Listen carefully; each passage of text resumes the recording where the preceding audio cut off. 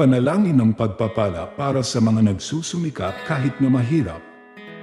Sa ngalan ng Ama, at ng Anak, at ng Espiritu Santo.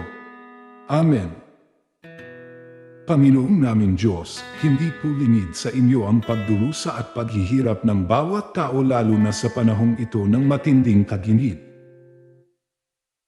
Marami po sa aming mga kapatid ang nagsusumikap maghanap buhay sa gitna ng hindi kaaya-ayang lagay ng panahon.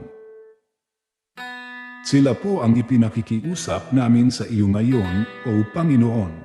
Ibuhos niyo po sana ang mga hindi mabilang na pagpapala sa kanila.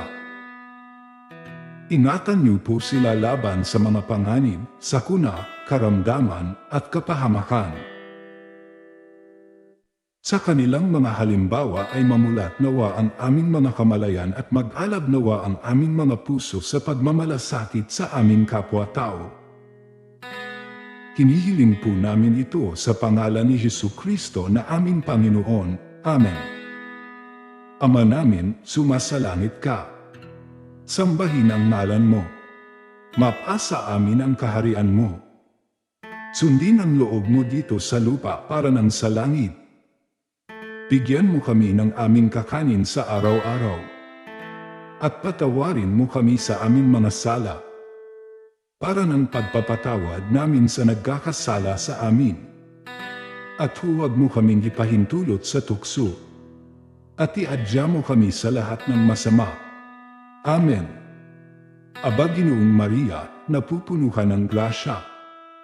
Ang Panginoong Diyos ay sumasa iyo. Bukod kang pinagpala sa babaeng lahat. At pinagpala rin naman ang anak mong si Jesus. Santa Maria, Ina ng Diyos, ipanalangin mo kaming makasalanan, ngayon at kung kami mamamatay. Amen.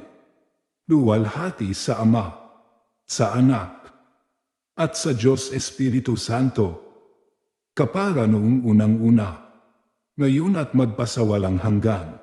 Amen. Sa ngalan ng Ama, at ng Anak, at ng Espiritu Santo. Amen.